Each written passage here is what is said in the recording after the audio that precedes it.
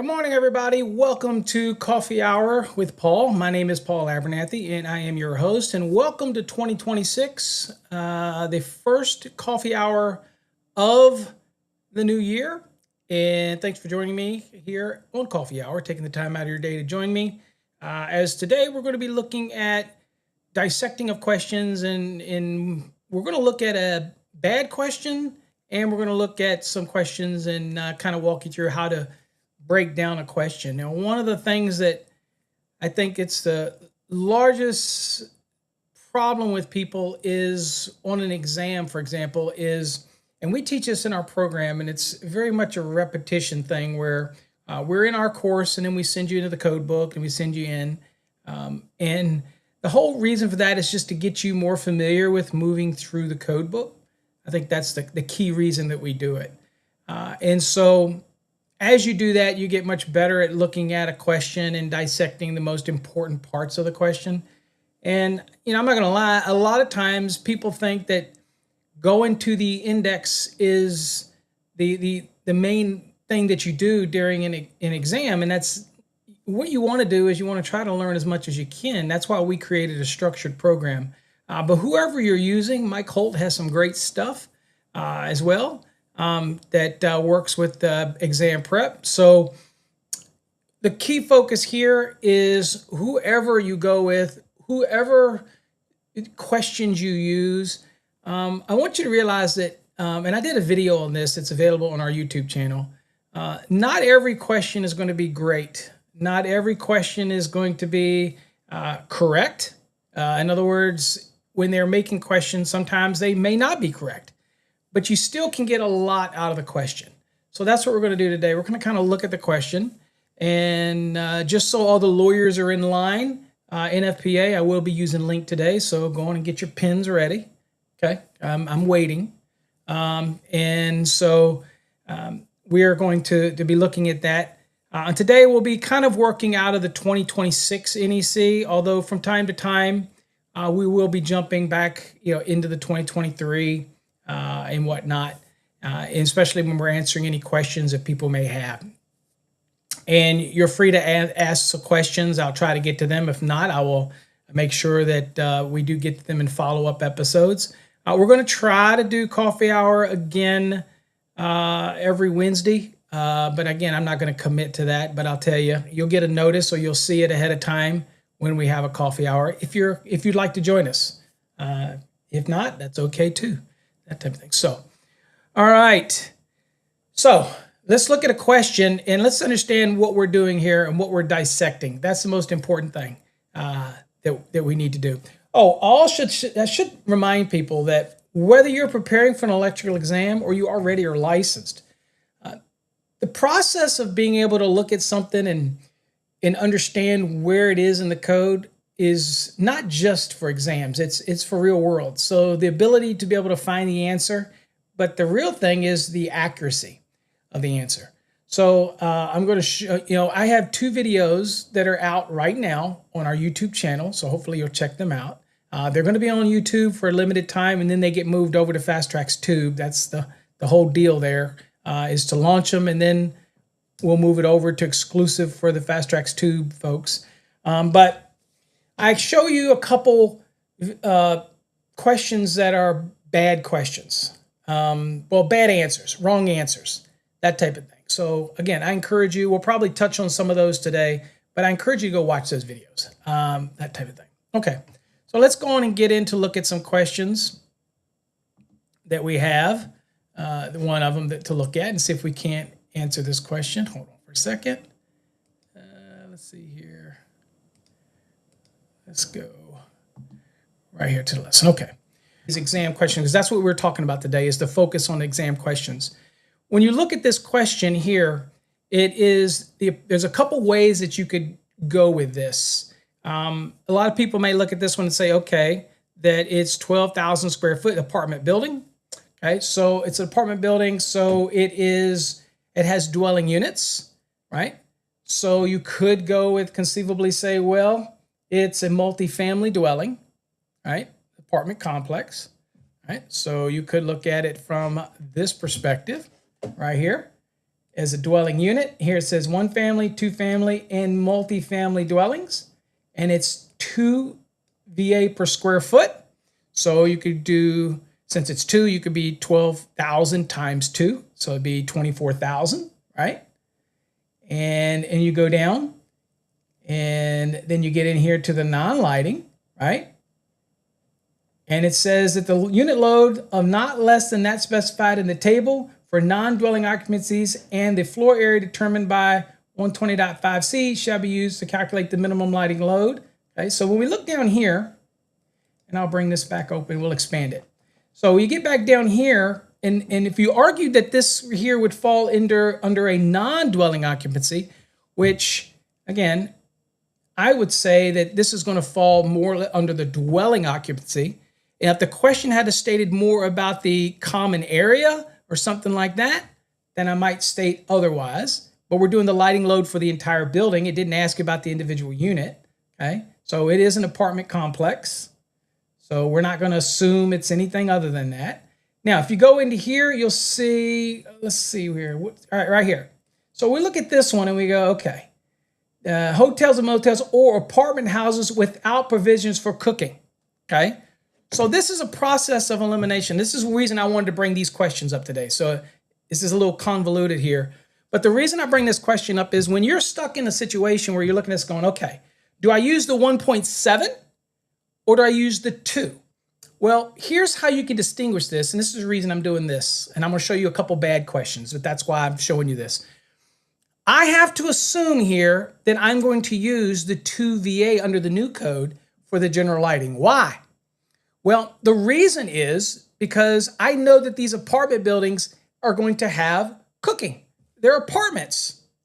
So it's not plausible for us to use the 1.7. So this would be a situation where it's an apartment house where you may have apartments, but their cooking is a common area. They don't have the provisions for cooking in the apartments themselves. So this is why I bring this one up, because it can be pretty confusing on an exam, thinking, well, where do they need to be? Now, if we do the math, I'll show you when it comes to plausible answers, okay? This is the reason we're doing this.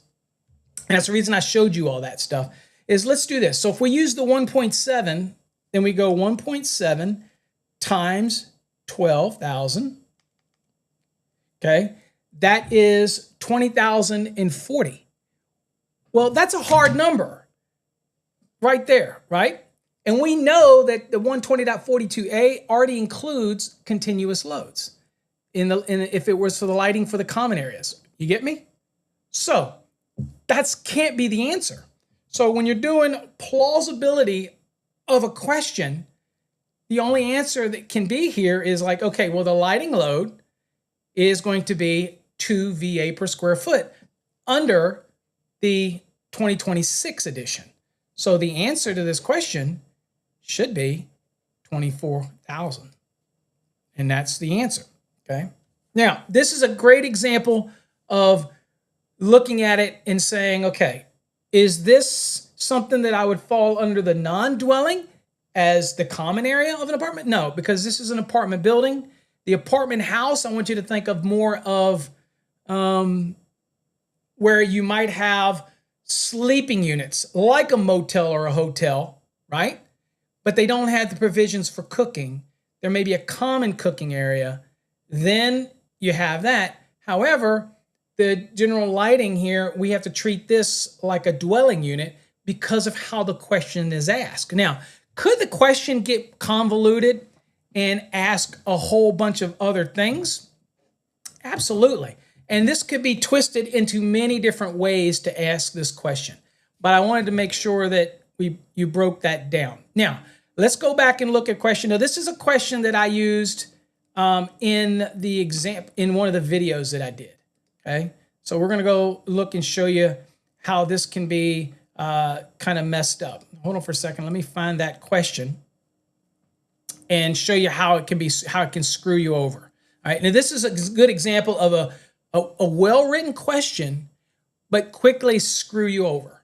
And we want to dissect the question. So let's kind of go to the lesson. Okay.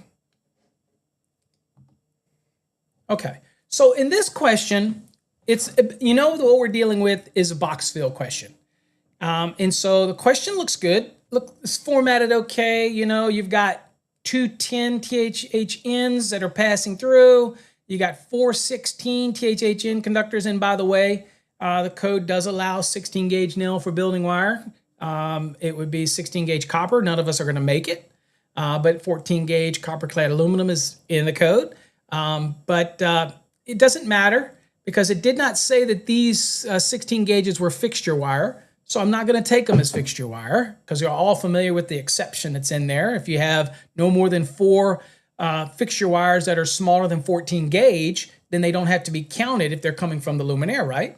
Well, these aren't fixture wires, okay? But you could see that on an exam question and really screw up and think that it's 16 gauge, it's fixture wire, it's coming from the luminaire, so I don't have to count those, okay? Very common mistake that you might make in just quick glancing because of the size of the conductors. So don't assume that. And now, then you have 212 conductors, and they're actually going to a single 20 amp receptacle. It doesn't matter whether it's a simplex or a duplex. It does not matter. It's the device, okay? And then, of course, there's 112 bonding jumper.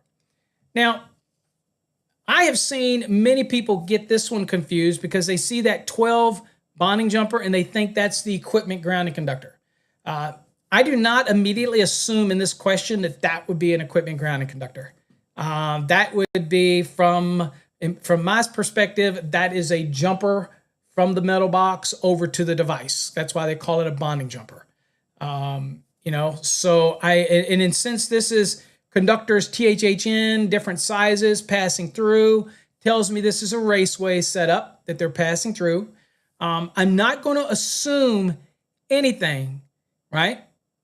We're not going to assume anything for the fact that it's cables or whatnot. We're just going to take what we see here. Now, first thing I noticed that 210s that are passing through.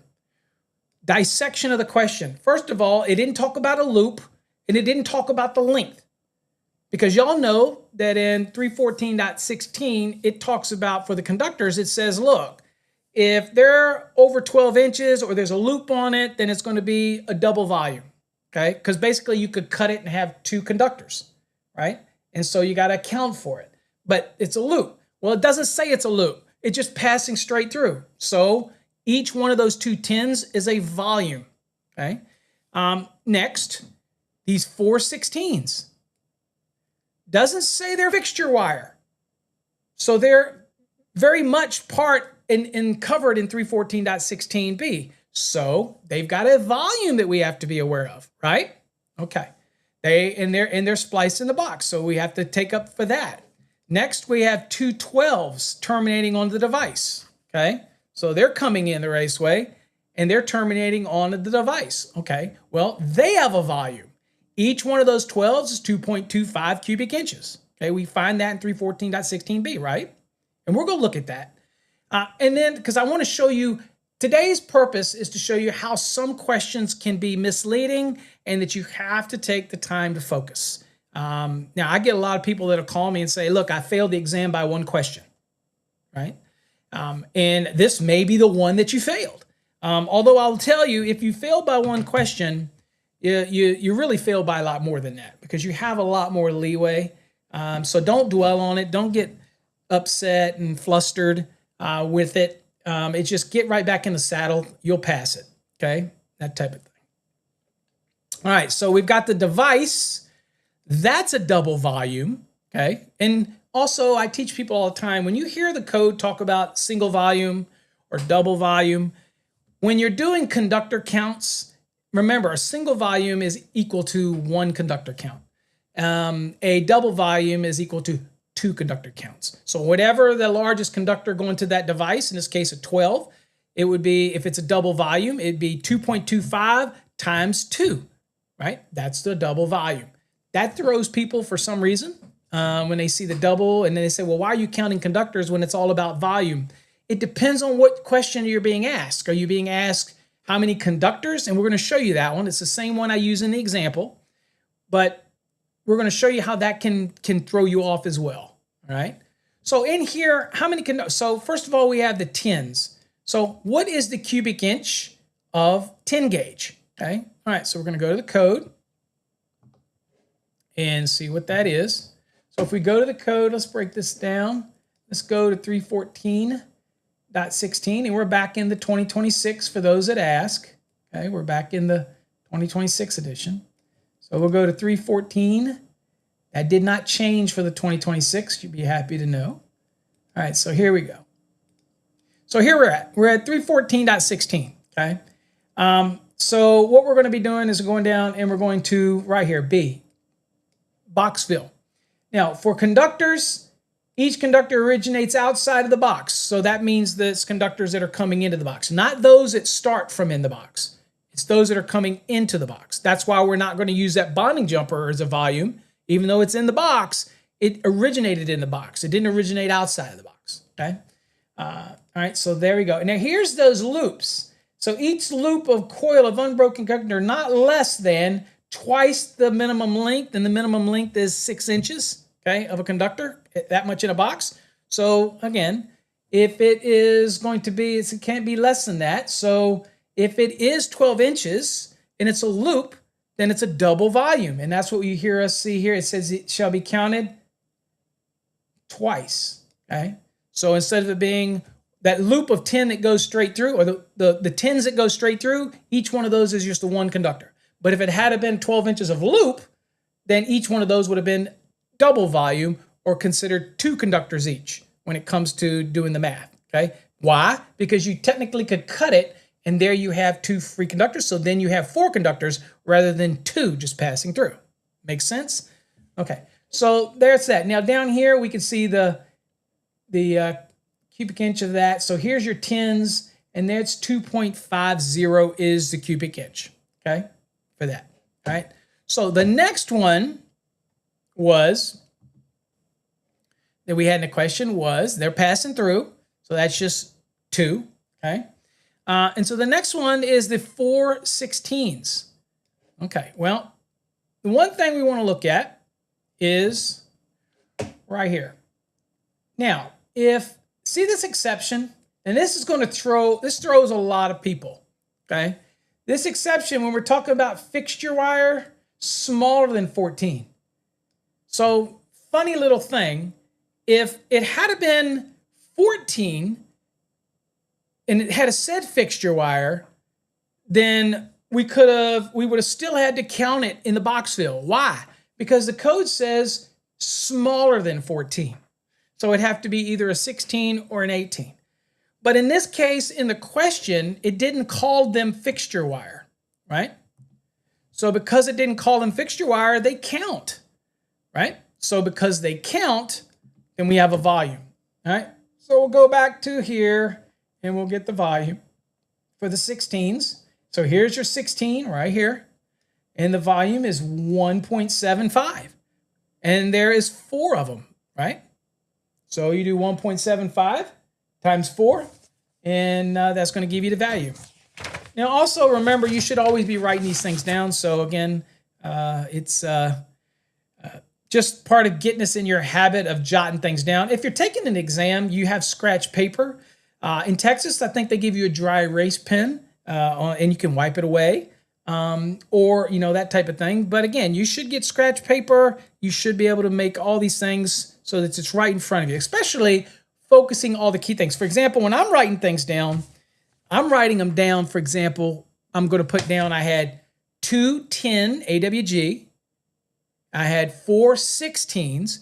And then I'm going to, when I go back to the tables, I don't have to keep going back and forth. I'm just writing these things down. All right. So that case, we had the 4/16s at 1.75. So that's times how many? 4. So that's 7 cubic inches, right? The 210s were 2.5, and there was 2 of them. So that's 5 cubic inches, 2.5 times 2, right? The next one was the 212s that we had, right?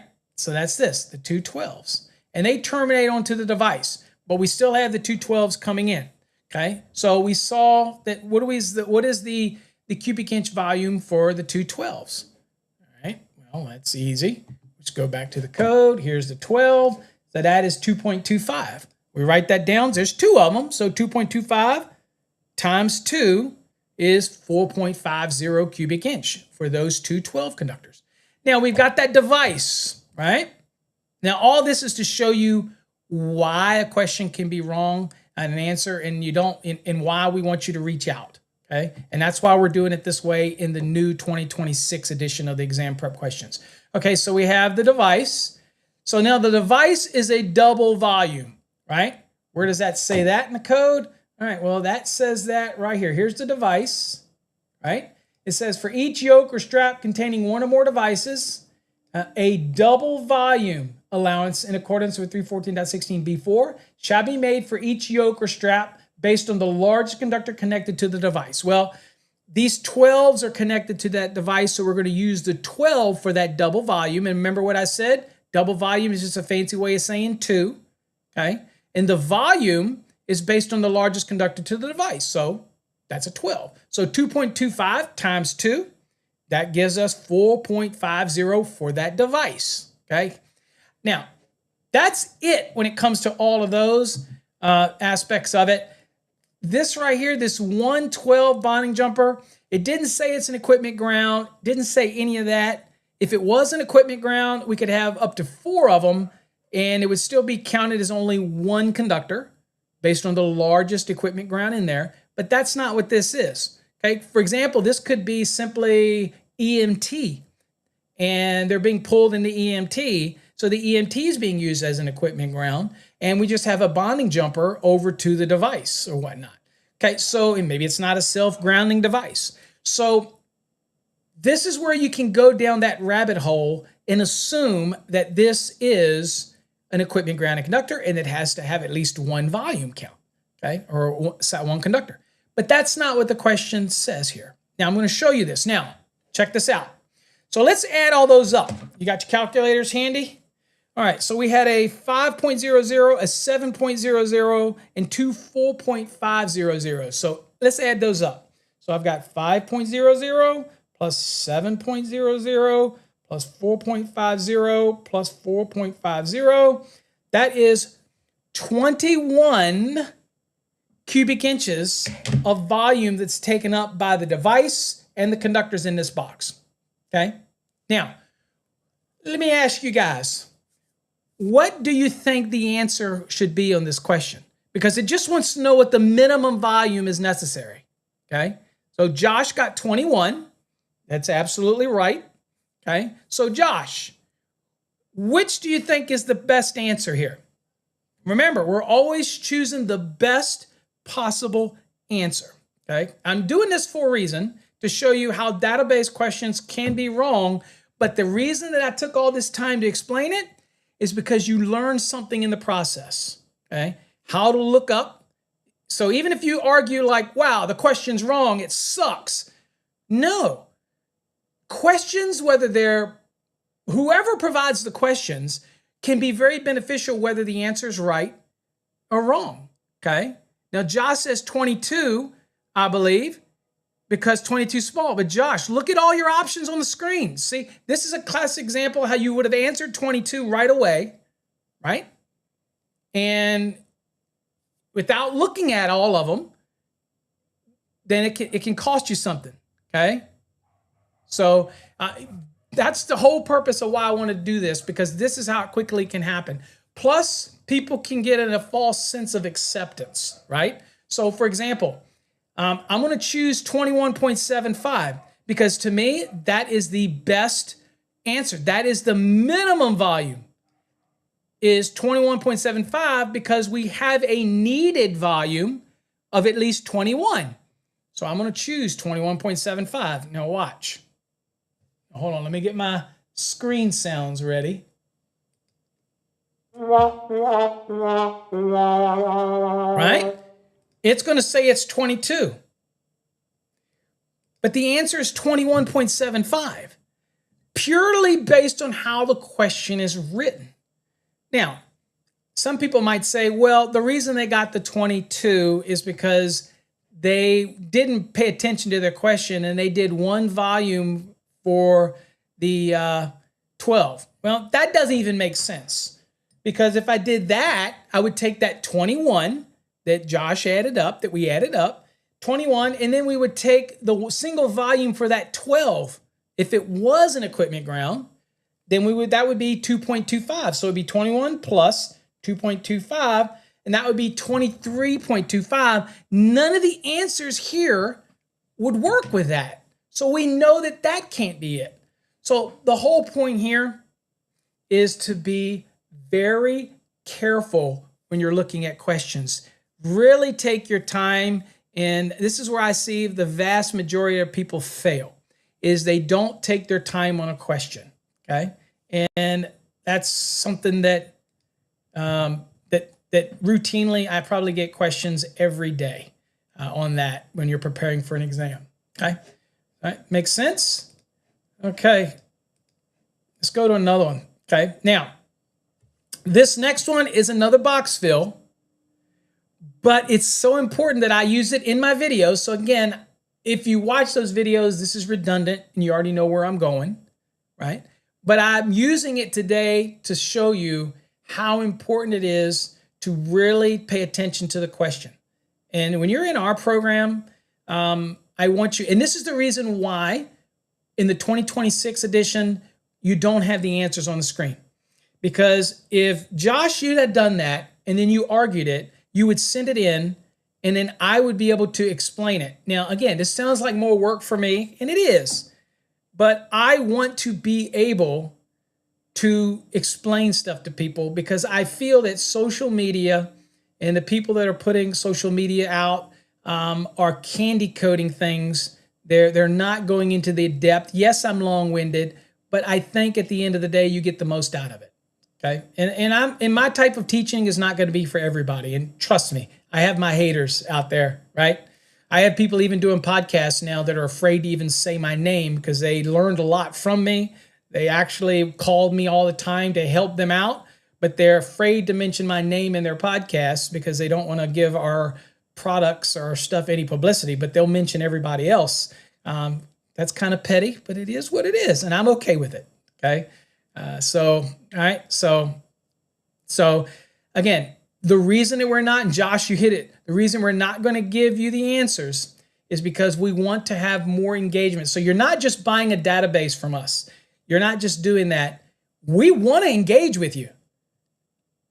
We want to answer these questions. So we willingly want you to challenge us. And that is something that we are introducing in the 2026 products. Okay.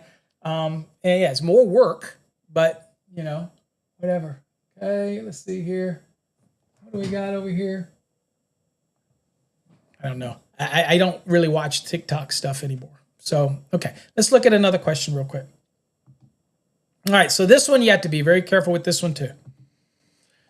All right, be very careful here. I want y'all to participate here, okay? All right, let's look at this one. How many conductors are counted for box fill for the following conductors and fittings? All right, this is an interaction with you guys. I want you to tell me, okay? And let's see, Josh says, what does Josh say with the comments? Hold on, Josh. Let's put this on the screen so everybody can see it. Josh is also very active over on our message board, so make sure you join our message board. He posts questions and things like that, so make sure you go over there. It says, this is a real world exam. You could argue if you got something wrong and you believe you were right, train our brain to detect it. Absolutely. You can most certainly challenge it. It's not going to hurt anything. You know, whether they'll change it for you or not. But again, I've had people challenge questions, come back. But if you're going to challenge it, make sure you really verbatim share it with me, and I'll explain to you. That's how I like to interact with people, that type of thing. So just think of it as a resource here that I can answer some questions for you. All right, let's look at this one. So this one's all about the numbers. How many conductors am I going to use for box? So this is a good example of one where we're translating conductors into numbers, right? And that type of thing. So let's look at it. We've got two 12, 2 Romex. So when you see 2 12s, you know it's got to be a 12-2 because every non-metallic sheath cable has to have an equipment ground. So you know that this is 212. And if it had been more than that, like a 12-3, it would have depicted it. So this is a simple 212 Romex, which is non-metallic sheath cable. So you know it's got a black and a white and an equipment ground. Now, also in this box, we have a fixture stud. And for those that aren't familiar with the fixture stud, and we have one hickey, they work together many times in the old days. It's to support heavy luminaires, right? So you have the hickey, which mounts to a solid base, and the stud, which mounts to the hickey. And this would be what helps support the weight, okay? They're still around. That little threaded unistrut kind of looking thing that goes in the middle of boxes takes up space. That was an example of a fixture stud, okay? That type of scenario, okay? So people say, well, I don't see them anymore, but they're still there. They take up volume, so you have to be aware of that. Now, it says we have one fixture stud, we have one hickey, then we have 4 14 AWG fixture wires coming through the canopy, so it's coming from the luminaire in, and then it says we have 2 AWG, 12 AWG pigtails. Okay, so we're trying to use 314.16 B1, 2, 3, 4, 5 and determine how many of those equate to conductors. Okay, so what do you think? We're totally trying to find the number of conductors that are going to be counted. Yes, we know volume is going to be different because we have 12s in there and things like that, but how would you do this? And this is very quick on an exam. People would do this. All right. Now, let's look at each one. All right. So obviously, the first thing is it's 212 Romex, which is a trade name or a trade slang for Southwire, by the way. So in this case, I've got, think of it this way, 212-2 non-metallic sheath cables. So I have 2 blacks, 2 whites, and 2 equipment grounds, right? So they're splicing into the box. So I have 2 blacks, that's 2 conductors, 2 whites, okay, there's a black and white in each cable, so I just make it simple. Black and a white, so that's 4. Now, what about that equipment ground? Well, some people will look at that and say, well, I've got 2 equipment grounds coming in, so that's 2 conductors. But remember what it says in the National Electrical Code when it comes to box fill? It says that you can have up to 4 equipment grounding conductors, and they count as 1 volume. And remember what we said? 1 volume is slang for just 1 conductor, right? In this case, the equipment grounds are 12 gauge. So how many 12s do we have in the box when it comes to the cable alone? Well, we have, again, black and a white, and we have 2 equipment grounds, but it's not more than 4. So it only counts as 1 conductor when it comes to box fill. So that's 5 conductors overall, and that gets the cable out of the way, okay? Now, where does it say that in the NEC? Because people say, where does it say that? All right, so we'll look at the NEC right here. Here's your equipment ground. So it says we're up to 4 equipment grounding conductors enter a box, a single volume, 1 volume. Allowance in accordance with table 314.16b4 shall be made based on the largest equipment grounding conductor entering the box, okay? All right, and of course, if we had more than 4, each additional one is a quarter volume allowance. So it's a quarter of it for 12s is 2.25, a quarter of that for each additional equipment ground gets added to the number, okay? But we don't have it here. And so since we don't have more than 4, those equipment grounds just count as 1 conductor. So that's how we have 5 overall for our cables, and we're done with that, right? All right, so now that's 5. You write that down. So now let's go back. All right, what about this fixture stud and this hickey? Well, same scenario. Those are support components within a box. So if we go to the NEC, we get up here, and that is right here under the support fitting fill. It says where 1 or more luminaire studs or hickeys are present in a box, a single volume, so 1 conductor, single volume allowance in accordance with table 314.16b4 shall be made for each type of fitting based on the largest conductor present in the box, okay? So in our case, the largest conductor presents are 12s, and there's 2 different types of fittings. There's a fixture stud, and there's a fixture hickey, so that each one of them are a conductor. So we had 5 for the cables that included the 1 for the equipment ground. And then we have 1 for the fixture stud. So that's 6. And they have 1 for the hickey.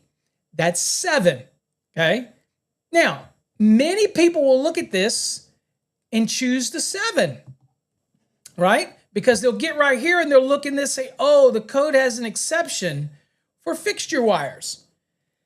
This is where you have to be careful. And you see where it says, oh, we have 2 for pigtails. Okay. Well, remember back when we looked at the beginning of 314.16b, where it says conductors that originate outside of the box, these pigtails originate in the box, so they're not counted, right? So we know that they're not going to be counted. So what about those 14 AWG fixture wires? Okay, this is where people get it wrong because they don't read the code adequately. Let's go to the NEC. By the way, nobody's putting their choice in the comments.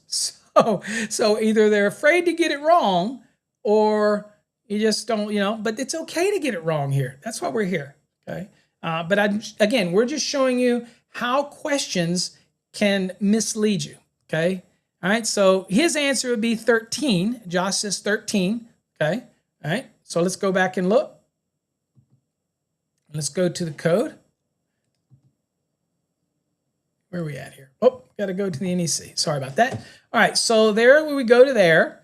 Now let's look at those conductors right here, conductor fill. Look at the exception. All right, first of all, let's make sure we know those pigtails don't count, okay? It says each conductor that originates outside of the box.